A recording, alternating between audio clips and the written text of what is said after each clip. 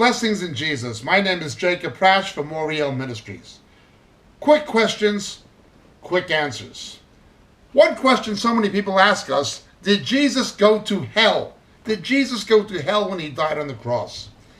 This idea of Jesus having gone to hell when he died on the cross is sometimes called the doctrine of Jesus dying spiritually, which basically postulates that it was Satan, not Jesus, who got the victory on the cross. Jesus conquered Satan not in his death, but in hell. He became one nature with Satan in hell, having been tortured in hell 3 days and 3 nights by the devil, and then Jesus had to be born again in hell, then rose from the dead. That is their view of the gospel.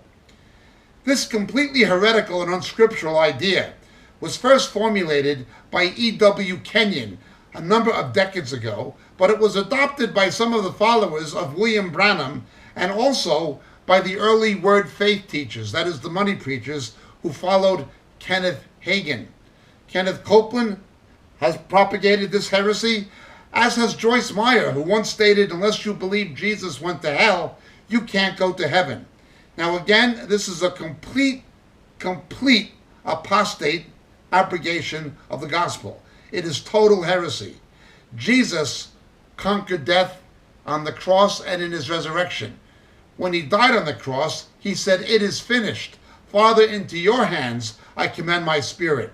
He did not descend into, per se, hell, as in Gehenna, a place of torment and separation from God.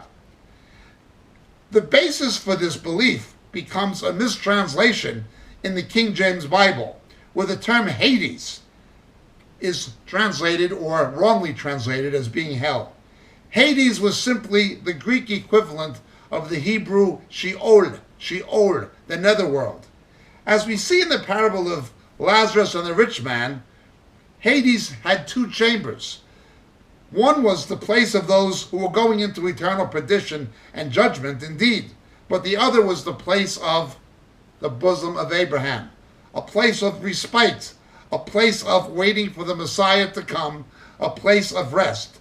It is where the Old Testament saints, and those even before, dating back to Adam, who lived lives pleasing to God as they could in their time, went when they gave up the ghost to await for the coming of the Messiah. Only when Jesus died for our sin and theirs could they enter the promised land, that being, of course, not the earthly promised land, but heaven. This was the bosom of Abraham, where the Old Testament saints were waiting for Jesus to come after he died.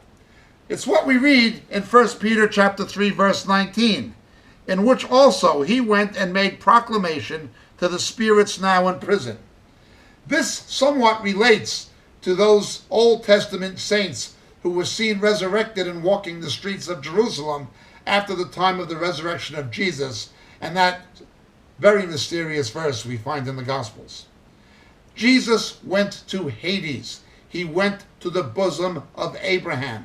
He was not tortured 3 days and 3 nights in hell by Satan, as the money preachers teach.